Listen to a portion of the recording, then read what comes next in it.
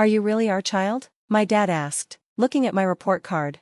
I grew up in a family of doctors, so I always thought I had to follow the same path. I worked hard in school and always had good grades, but to my dad, a doctor himself, that wasn't enough. He would always say, if you're not at the national level, it doesn't count. Hearing that over and over, I started to hate the idea of becoming a doctor. My name is Mia, both of my parents are doctors, and so are most of my relatives. I have an older sister, Emma, who was always the favorite. Everyone expected her to become a doctor, and she did, without any problems. I think it's impressive, but she got everything she wanted, and even the smallest things were praised. She was so spoiled, and I was jealous. I was constantly compared to Emma, and no matter what I did, I was told I wasn't good enough. Emma is 5 years older than me, but my parents treated it like I was failing when I couldn't do what she could do. Things got worse when Emma started getting stressed out from her studies. She would take it out on me, calling me names, and sometimes even getting physical, but I never told anyone, knowing my parents wouldn't believe me. I went to a college prep school, but I never planned to go to college. After all the abuse, I left home. I'd been working part-time and had saved up enough money to get by for a while. When I graduated high school, I found a job at a hotel in a tourist area. Since I was still a minor, I needed my parents' consent, and they signed the papers without saying a word. They probably just wanted me gone. The failure that I was. I didn't hear from them for over 6 months, until Dad called me right before the new year. Come home for the celebration. The relatives are gathering, and you'll be the host, he said, and hung up before I could respond. At home, it's tradition for all the relatives to gather for a big New Year's feast. Since they're all doctors, it's always a painful experience for me, and I always end up doing all the chores, from cleaning the day before to preparing food, drinks, and getting everything ready for the relatives staying over. I was the one doing it all. Mom just told me what to do, and Emma ignored me completely. I always wondered why it had to be me, but I felt guilty for not following the family's medical path, so I just went along with it. I thought I wouldn't be called back since I left home, but Dad contacted me, so I decided to go home for just one day. My hotel job was really busy, and I couldn't take much time off. I planned to go home and leave quickly, using work as an excuse. When I got home, Dad yelled, "You're late, everyone's coming soon. Why didn't you come back yesterday?" But I was busy at work during this time of year, and taking even one day off was hard. I tried to explain, but he snapped, "Stop making excuses, hurry up and get ready." He wouldn't listen to me at all. I entered the house, and there was no sense of relief in coming back. I just cleaned, cooked, and got drinks ready as Mom told me to. As the relatives arrived and the party started, I stayed out of the way, like usual, but that was easier for me. All they did was talk about the hospital and gossip about patients. It was a place filled with negativity. I started to think that being a doctor just meant talking badly about people. For me, it wasn't a fun space at all, but Emma seemed to enjoy it, making fun of the doctors and patients while I carried drinks. One of the relatives, Tom, came up to me and said, "So, Mia, you couldn't become a doctor, huh?" With a smirk. It made me feel disgusted. I wanted to tell him that I didn't fail to become a doctor, I just didn't want to. I didn't want to be like someone who couldn't live without putting others down, but I kept those words to myself because saying them would just waste my energy. As the night came, I escaped from my family home. My parents complained about cleaning and who would entertain the relatives the next day, but I didn't care. "I have to work early tomorrow," I said, not even bothering to change my clothes. I just said that and quickly left for the bus. That was the only contact I had with my family for the entire year, and when it came, I thought, not again. Every year, I take a day off, go home, and immediately leave.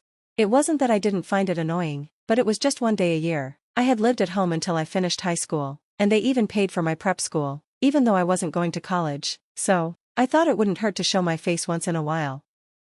7 years have passed since then, and now I'm 25. I still visit home once a year, and nothing has changed. It was that time of year again, I thought. When the phone rang, I assumed it was Dad, but when I looked at the screen, I saw an unexpected name. It was Emma. I rarely get calls from Emma. I answered the phone, worried something had happened to my parents, but to my surprise, Emma was in a great mood. "Hey, you know that young CEO at your work? He's been on TV a lot recently, right?" she said excitedly. I was confused and a little worried. "Yeah, he's opened a few new hotels, so he's been on TV more," I replied. Emma laughed and said, "Introduce me to him. I saw him on TV and I'm in love with him, and he's a young master, right? He'd be perfect for me."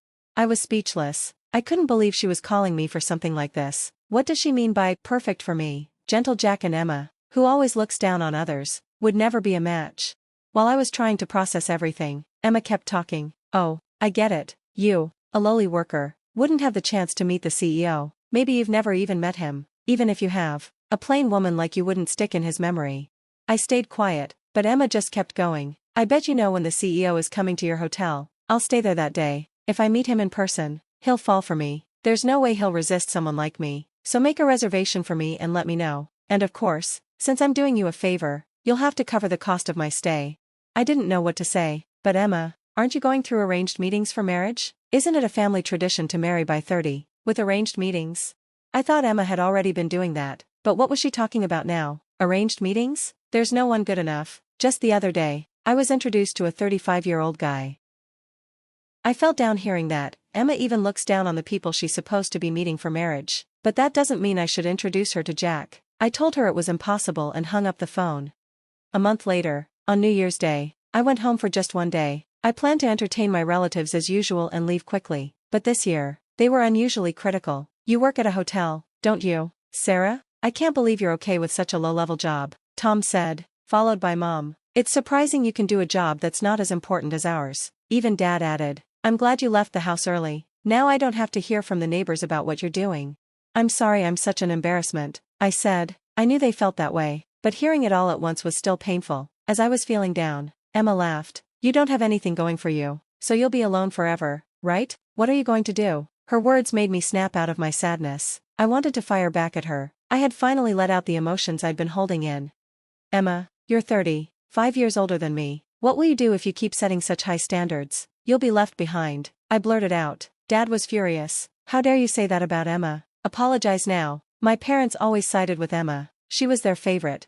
If that's the case, I wish you two would stay a family of 3 forever. I sighed, ignoring Dad's anger. That made him even more upset. What's with that attitude? Who do you think raised you? Mom nodded next to him. The relatives all agreed with them. I felt so fed up. But before I could speak, Dad yelled, a failure like you is a shame to our family. Get out now. His face was mocking.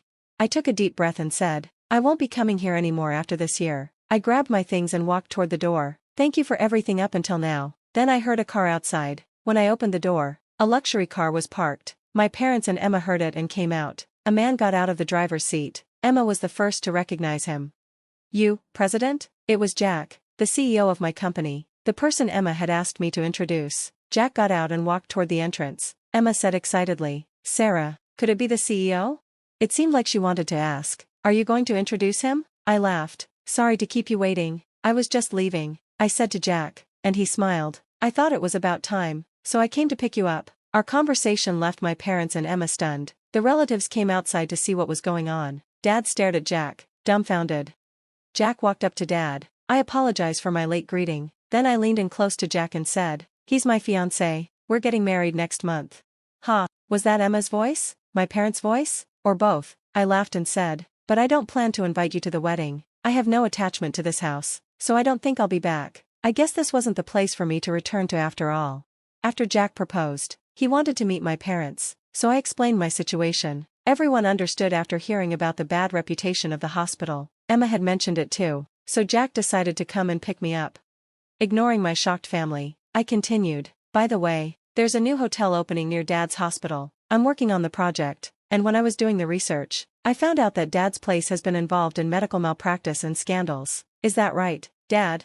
Dad's face changed color. You're not involved in this, are you, Dad? The locals were shocked by the bad reputation. Emma works there too. Are you sure it's okay? According to the locals, Dad and Emma have the worst reputation. I was shocked when the locals said, like father, like daughter, referring to Dad and Emma. At that moment, I learned about the scandals involving Dad and Emma, and I felt somewhat responsible for it. I was determined to make the hotel business a success and win over the locals. Meanwhile, Dad and Emma looked pale, their faces drained of color. Since I had told Jack everything, he simply opened the passenger door without any unnecessary words. I met Jack after leaving home. Under the previous president's policy, Jack, as the next president, was working in the field, and we became close. I later learned he had fallen for me at first sight. Unlike before, when I was constantly belittled, the more I worked hard, the more I was appreciated. I worked hard because I enjoyed it, and Jack seemed to like that attitude. Jack became president after the previous one fell ill, and he proposed to me about 6 months ago. His words, asking for my support, really resonated with me. Since accepting his proposal, I've been learning a lot about business, and I realized I don't mind studying as long as it's something I enjoy. I hate studying only to become a doctor, but when I find something fun, I want to learn more. As I was about to get in the car, Dad yelled, "Hey, Sarah, what's going on?" I smiled and said, "I'm no longer a daughter of this house, goodbye," and left my confused family behind. The car drove off quietly. Later, the new hotel opened successfully. I was working on-site from the very first day it was fully booked. Then, Dad and Emma showed up. Dad, who spotted me, called out, "We came to see what kind of work you're doing and to stay over. Prepare the room quickly." I was too busy managing the site to respond, but I couldn't believe his nerve. Jack rushed over to send them away, but they made a scene in the lobby. A security guard stepped in, and a woman named Brooke, a nurse at Dad's hospital, overheard the commotion and laughed. She shared the story with her colleagues, which spread quickly and caused Dad and Emma embarrassment. Brooke also mentioned that Mom was forced to retire due to a scandal at the hospital, which I overheard. I had to attend to another job at a different hotel when my parents and Emma showed up again. Frustrated, I called the police, and they were taken away for obstructing business. The rumors about their past spread quickly, and the hospital, already struggling financially, was forced to shut down. I later saw their house was vacant, likely sold in financial desperation. I also heard that Emma's matchmaking attempts had failed, which might have forced them to leave. I changed my cell number so they couldn't contact me, and I had no intention of reaching out to them. With the hotel business settled, I'm excited for my wedding next month with Jack. Both my career and personal life are brighter than ever.